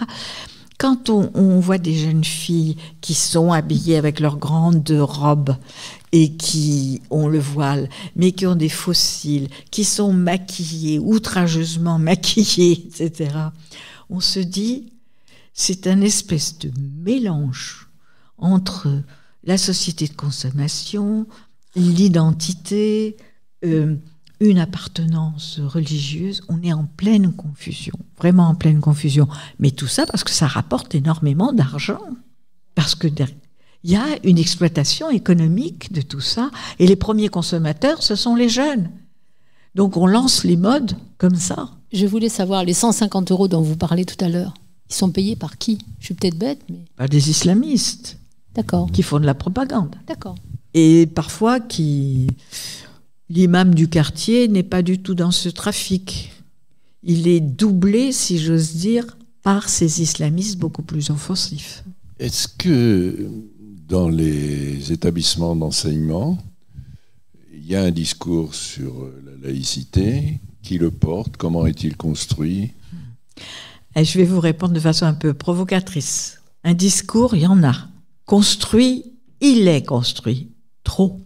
On est obligé de partir aujourd'hui des élèves et des parents d'élèves. Je n'ai pas eu le temps de parler des parents d'élèves qui sont là très, très présents parfois, très revendicatifs.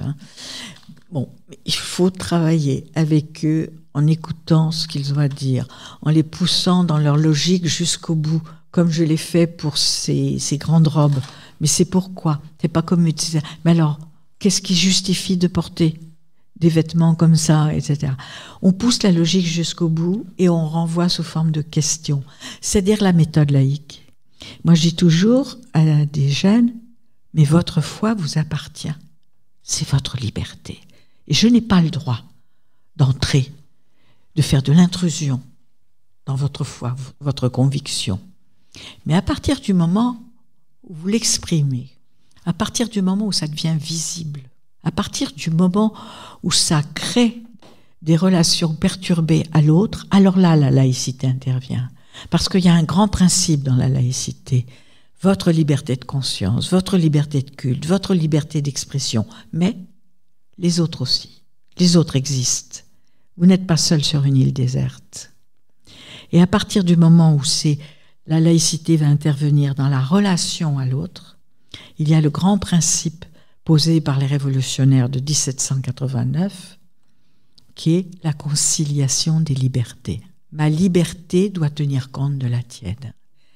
Et par exemple, pour les signes religieux à l'école, je n'ai pas eu le temps de beaucoup en parler, pourquoi la loi de 2004 et pourquoi la loi la décision sur l'abaya récemment, l'école publique accueille tous les enfants, toutes origines, toutes appartenances, etc. J'ai des cas qui me viennent en tête et que j'en parle avec des jeunes. Pardonnez-moi, je vais reprendre l'exemple de jeunes musulmans, mais c'est eux qui sont le plus vindicatifs, qui veulent être visibles, qui sont tout le temps en train de dire qu'ils sont musulmans au lieu de dire « je m'appelle comme ça, j'ai ce que j'aime, mes passions, ce que j'aime faire, etc. » Non, je suis musulman, ça tombe comme un bloc, bon, peu importe. Je suis mis à côté de vous. Vous pouvez avoir des camarades de classe dont les parents ont fui des persécutions religieuses. Vous voulez que je vous parle des enfants d'une amie qui a été arrêtée par la police du mauvais voile dans son pays, la police des mœurs dans son pays, 12 000 policiers uniquement dédiés à la question du contrôle des voiles. C'est l'Iran.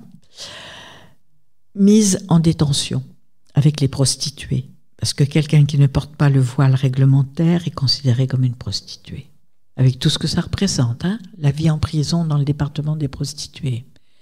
Elle a réussi à s'échapper avec une codétenue. Elle a vécu 3 ans dans la clandestinité dans son pays. Elle a réussi à traverser les frontières. Elle a obtenu le statut de réfugiée en France. Maintenant, elle est française. Et vous pouvez avoir des camarades à côté de vous qui ont, dans leur propre histoire, de telles persécutions religieuses, exactement pour ce que vous voulez montrer. Je vous assure, c'est très bien compris. Il n'y a pas besoin de développer. C'est-à-dire, ma liberté doit tenir compte de la tienne. Bonjour. Moi, j'avais une question par rapport à tout à l'heure, lorsque vous parliez de victimes et de certains musulmans qui se revendiquent en tant que victimes, plus qu'en tant que véritable individu. Est-ce que vous ne pensez pas que c'est un peu lié à une stigmatisation de la part d'une grande partie des Français et aussi d'une grande partie des représentants politiques français qui estiment que l'islam n'est pas compatible avec la République et qui, du coup, amènent certains musulmans à penser que ces gens-là, ils sont beaucoup et ils ne veulent pas de ma religion. Dans ce cas-là, moi, je ne vais pas m'identifier à eux, je ne vais pas m'identifier à leur pays, à leurs valeurs, etc. Merci pour votre question. Elle est fondamentale. Ça pose la question d'attitude, de discours, de décision qui relèvent du racisme contre les musulmans ou de la discrimination. On poursuit la discrimination et le racisme en tant que tel. Ça n'a rien à voir avec la laïcité. Et si vous voulez, par exemple, je vais donner un exemple. On veut construire une mosquée dans une ville. Hein. Le maire refuse qu'il y ait la construction d'une mosquée dans sa ville. Il peut être tout à fait raciste. Eh bien, on le poursuit pour racisme. C'est pas une question de laïcité. On le poursuit pour racisme.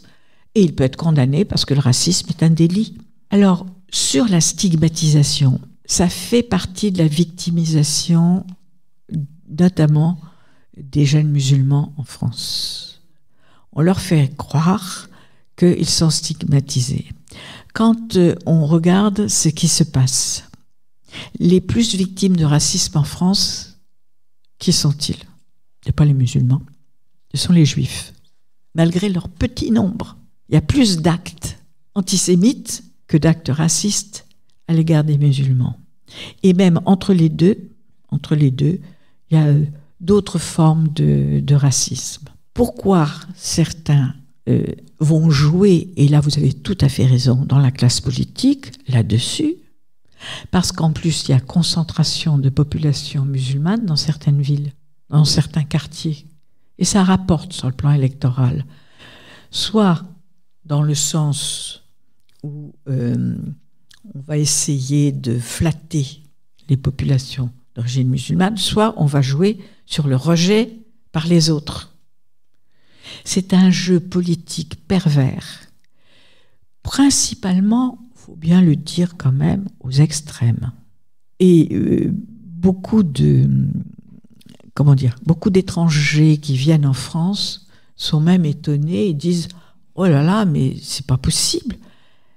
Vous avez beaucoup de musulmans et beaucoup de musulmans en France. Et puis, il y en a dans les établissements scolaires en tant qu'enseignants. Oui. Il y en a en politique. Oui. Même notre ministre de l'Intérieur est fils d'immigrés algériens. Oui. Alors, il y a un discours politique détestable, et vous avez raison de le souligner, qui va jouer sur le racisme, sur les discriminations, pour diviser. Et puis, c'est une sorte de... Comment dire? Moi, il me semble, hein, là, c'est vraiment personnel. C'est une façon d'exprimer ses peurs, ses angoisses. On va être envahi. Ils vont nous remplacer. Vous savez, tous ces discours. C'est de la peur, de l'angoisse. Mais quand on n'est pas trop mal dans sa culture, je ne dis pas bien, mais pas trop mal dans sa culture, on a envie d'échanger avec les autres. On n'a pas peur d'être remplacé par les autres. C'est un aveu de faiblesse et de peur.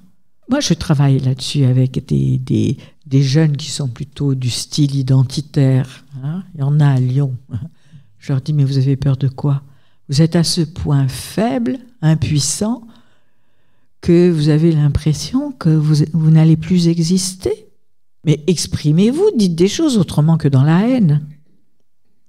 Ce qui est dramatique, et j'espère que votre génération, puisqu'il faut le dire pour les auditeurs, vous êtes un jeune participant, merci, j'espère que votre génération va finir par repousser de plus en plus toutes ces formes de discours de haine, parce que c'est inacceptable. Et derrière, vous avez les uns qui expriment ce que j'appelle, moi, la jouissance du paternalisme. On est content d'avoir des gens à l'égard desquels on se sent dans la compassion, mais c'est du mépris. Et puis il y a tous ceux qui sont dans la haine, dans l'agressivité. Et malheureusement, aujourd'hui, en politique, nous avons beaucoup de discours de haine.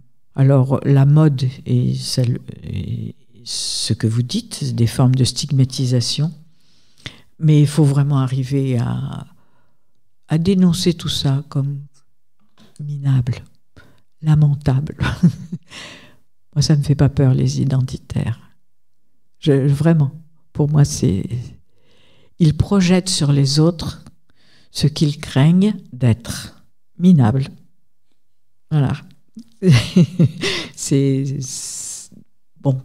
Mais c'est vrai, je le regrette et je pense que ma génération a des responsabilités, vraiment beaucoup de responsabilités. Vous êtes dans des sociétés où on a l'impression que, comme disent les journalistes sur les plateaux, on est dans une reconstruction du monde avec un nouvel ordre mondial. Mais ce nouvel ordre mondial, c'est surtout sur la violence, fondé sur la violence et la haine. Et ça, faut pas accepter. Mais il faut jamais, en tout cas, se laisser enfermer dans le rôle de victime. Il y a j'oublie son nom, pardon, un prix Nobel de littérature. Pardon, j'ai oublié son nom, je suis désolée. Et qui est nigérian et qui a dit malheureusement, quand on a été victime à un moment donné dans l'histoire d'esclavage, de colonisation, on a tendance à vouloir passer d'un maître à un autre. C'est tellement juste, tellement fort. Et on pense qu'en changeant de maître, on va trouver un peu de liberté. Or, on est tous, c'est au moins l'universalisme de la laïcité, on a tous envie d'être libres et on a tous envie de se battre ensemble contre tous les dictateurs, tous les gens qui veulent nous apprendre, soi-disant qu'eux sont supérieurs. Non. Et ça, je dis ça aussi aux jeunes filles qui se voilent. Je leur dis, mais nous avons, voilà, volé Soinga. On a un combat, je leur dis, mais on a un combat commun. Moi, je suis contre la marchandisation du corps des femmes. Oui, vous aussi. Ce combat, il est commun. Simplement, on n'a pas les mêmes réponses. Et si vous avez une réponse dans se couvrir pour se protéger, ça veut dire que vous allez dans le sens de ceux qui veulent que les femmes soient soumises.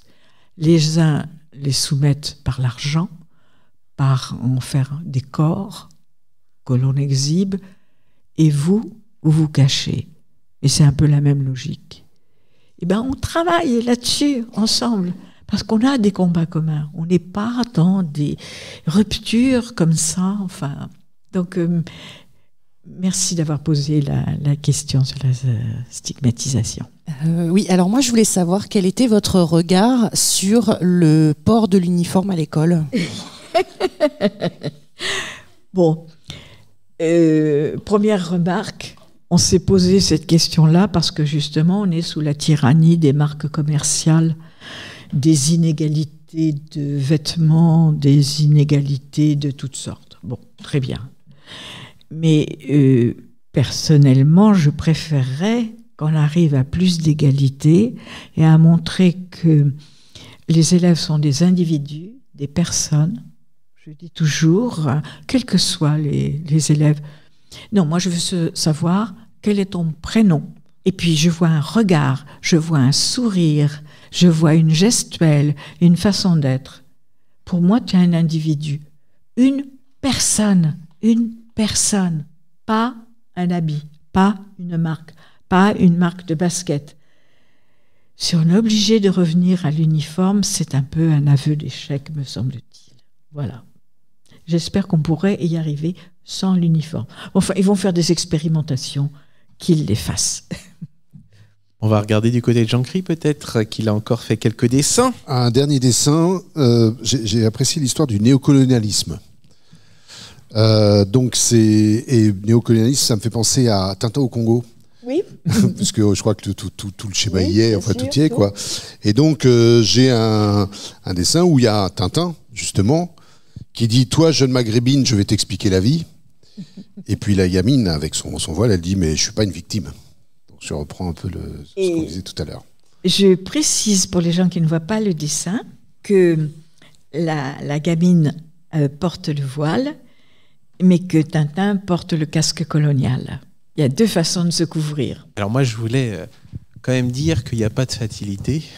Il y a des choses qui sont possibles et des choses qui se font régulièrement. Avec les réseaux d'échange réciproque de savoir, on profite de cette semaine laïcité. Hier, j'ai pu intervenir auprès d'un conseil municipal d'enfants à faire des sensibilisations de 2 heures par groupe sur la laïcité. Et c'était absolument incroyable parce que les enfants, ils ont une connaissance, une culture assez incroyable quand on les met... Beaucoup plus étendue qu'on ne croit. Exactement. Et il faut leur mettre la parole, les mettre avec des pédagogies actives en situation. Et ils sont des combattants de la laïcité. J'étais au collège Paul Fort ce midi, qui est juste à côté, collège. Un débat avec des 6e, 5e, et puis après des 3e et 4e. Débat mouvant, avec ce qu'on appelle une rivière du doute. Il y avait 3 zones. La zone où ils étaient tout à fait d'accord, la zone où ils n'étaient pas d'accord du tout, et la zone au milieu où ils étaient dans le doute. Avec pour consigne qu'à chaque instant, ils pouvaient changer de zone en fonction des phrases. Et on leur donnait des phrases, et puis voilà, est-ce que vous êtes d'accord, pas d'accord? Ils arrivaient à se convaincre entre eux, et puis nous on rapportait bien sûr en tant que pédagogue quelques éléments de droit. Alors, est-ce qu'on a le droit de faire du prosélytisme? Est-ce qu'on a le droit de se moquer des religions? Voilà. Ah oui. Ah bah oui, heureusement qu'on a le droit. Mais on n'insulte pas les personnes. Et ils comprennent ça tout à fait. Absolument. Voilà. Quand on démarre, et après, on leur montre des religions bizarres. Chaque fois, moi, j'adore évoquer le chiffre, et je l'évoque souvent. En France, le bureau des cultes au ministère de l'Intérieur recense 3000 religions. Absolument. Donc là, on n'en a sauté que quelques-unes depuis tout à l'heure. Oui. Et avec 3000 religions, vous imaginez bien que s'il fallait un jour férié par religion, il n'y aurait pas 7 jours dans l'année. Et moi, j'aimerais bien, étant donné mon histoire, ce que je suis, que je voyage beaucoup dans les pays étrangers, on ne soit pas tout le temps en train de me demander ma religion ou m'en donner une, parce que française, je ne pourrais être que catholique. C'est insupportable, cette façon de voir les choses. Un autre événement qu'on organise, qu'on co-organise avec plein de structures en ce moment, et avec notamment Jean-Cry, et on l'a mis pour ceux qui sont présents dans la salle, des petites affiches qui sont cadeaux. Vous pouvez les prendre sur les tables. La religion, c'est perso. Une petite affiche que nous a fait Jean-Cry avec les articles 1 et 2 de la loi 9 décembre 1905, que vous pouvez prendre, vous pouvez la mettre chez vous, vous pouvez aller la coller à l'extérieur sur les panneaux d'affichage libre, partout dans la rue, où c'est libre, hein. Attention, où c'est autorisé quand même. Et ben vous n'hésitez pas, parce que c'est un bon outil pour pouvoir rappeler que c'est un choix personnel, la religion, et qui ne doit pas être imposée. Donc si ça vous intéresse, il y a ces affiches-là que vous pouvez télécharger en ligne. On a un site internet pour ça. Et vous pouvez vous prendre en photo en train de coller l'affiche quelque part et la diffuser après sur le site internet prévu à cet effet. Comme ça, plus on aura de gens qui le feront, et partout en France, plus ça sera intéressant. Et vous verrez Jean-Cry. Alors il est discret, il ne veut pas trop en parler, même si c'est lui qui a l'initiative de ça.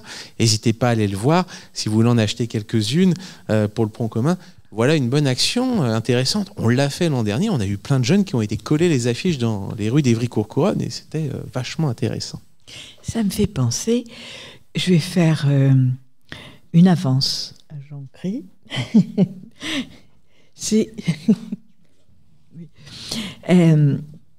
J'aime bien travailler la frise des libertés, d'avant la naissance jusqu'à la mort. Mais je ne sais pas l'illustrer. Je peux en parler, etc., mais je ne sais pas l'illustrer. Et dans une société laïque, qu'est-ce qui se passe comme liberté d'avant la naissance jusqu'à la mort. Et ça parle vraiment. Avant la naissance, mes parents ont choisi, ils peuvent choisir. Il y a la contraception, il y a l'IVG, ils peuvent choisir. C'est pas comme autrefois on disait un enfant c'est forcément une bénédiction du Seigneur. Et puis on se retrouvait avec 11, 12, 13 enfants. Bon. Ils peuvent être mariés ou pas. Ils peuvent être de confessions différentes ou pas. Ils peuvent être croyants, athées. Quand on déroule la frise, on s'aperçoit, ils peuvent choisir de me donner une éducation religieuse ou pas. Ils peuvent faire en sorte que, en effet, cette éducation, jusqu'à l'âge de 12-13 ans, alors il peut y avoir des communions, des confirmations, dans les 3000 religions, il y en a qui ont des épreuves initiatiques, où il y a des bar mitzvahs, où il y a etc. Mais savez-vous, pourquoi ne le dit-on pas, qu'à partir de l'âge de 13 ans, un jeune peut demander au juge des enfants ce qu'on ne lui impose pas une religion. C'est une liberté. On peut choisir d'arriver vierge au mariage, mais c'est un choix. Et le choix a d'autant plus de sens qu'il n'est pas imposé par la société. Exactement. Et on s'aperçoit que dans une société laïque, on a une série de choix. Jusqu'à la mort, la fin de vie, on est encore en train de débattre sur le droit de mourir dans la dignité, comment, jusqu'où, et qui parle le plus fort là-dessus? Les religions, qui ne veulent justement pas d'un certain type de choix, etc. Bon, en tout cas, ça veut dire d'avant la naissance jusqu'à la mort. On a aussi toutes les majorités protectrices, on a l'égalité femmes-hommes maintenant dans tous les domaines, etc. Alors, imaginons qu'on ne soit pas dans une société laïque. Imaginons qu'on soit dans une société où il y a une religion qui vous impose d'avant la naissance jusqu'à la mort. Qu'est-ce qui reste? Des interdits. Beaucoup d'interdits. Et ça c'est parlant.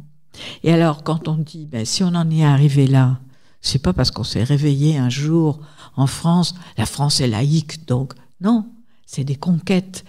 C'est vraiment une lutte et on peut toujours régresser. La laïcité, c'est comme la démocratie. Malheureusement, il faut aussi savoir l'entretenir parce qu'on peut aussi la perdre. Et notamment, on la perd en lui faisant dire des choses qui sont le contraire de ce qu'elle peut être, comme par exemple une série d'interdits. Donc, je ne sais pas illustrer la frise. Je n'ai pas ce talent-là. Eh ben, faisons ça. C'est dommage, vous êtes ici, à Évry, et moi je suis à Lyon. Alors, depuis le Covid, on peut faire des vidéos assez facilement, c'est rentré dans les mœurs. Très bien. C'est magique si en plus maintenant les émissions de radio permettent de créer des projets. Alors ça c'est absolument fabuleux.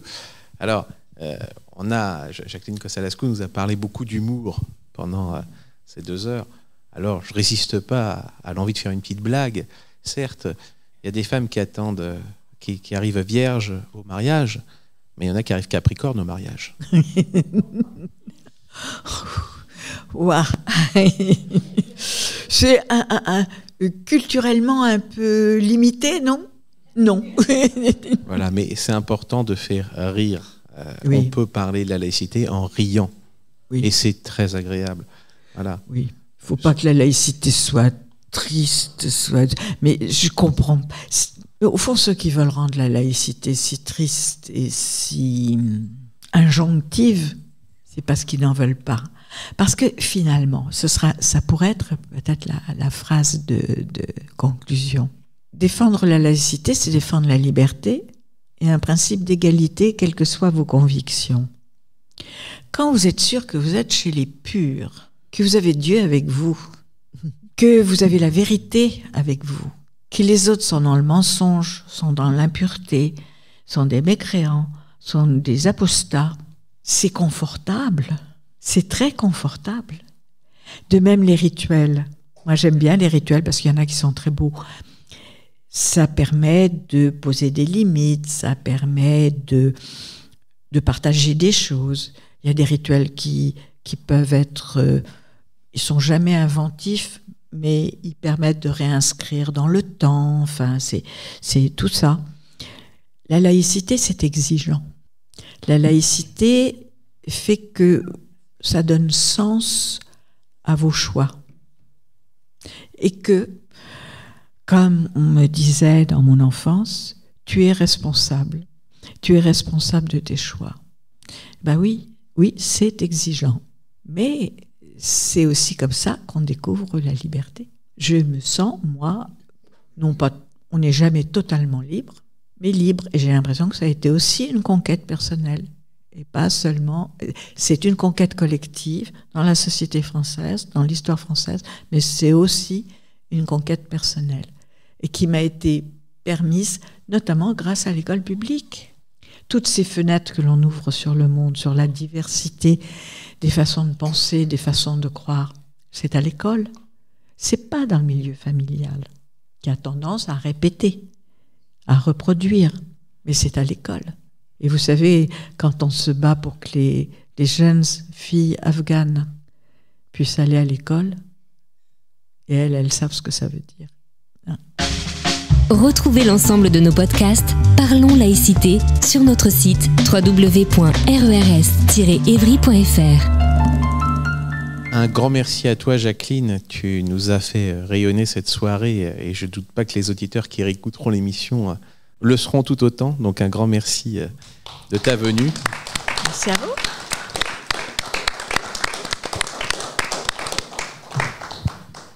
Merci à tous nos participants dans le public, parce que sans vous, rien ne serait possible. Merci à tous les partenaires qui sont sur scène aussi et qui, à leur niveau, apportent leur petite pierre à l'édifice pour construire cette émission.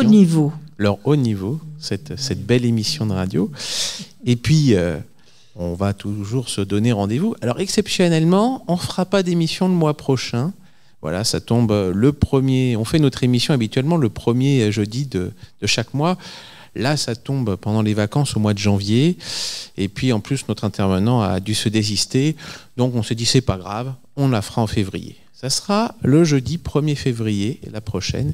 Et on aura le plaisir d'avoir Yanis Roeder qui va venir. L'ami Yanis. Un grand ami, voilà. Oui. Yanis Roeder, membre du Conseil des sages de la laïcité et de l'éducation nationale, qui pourra nous parler un petit peu comment ça se passe dans le système éducatif, plus précisément. Voilà, bien merci à tous, bon courage et à bientôt.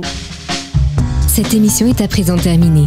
Retrouvez l'ensemble de nos podcasts Parlons laïcité sur notre site www.rers-evry.fr. Et pour rester informé de notre actualité et communiquer avec nous, rendez-vous sur notre page Facebook.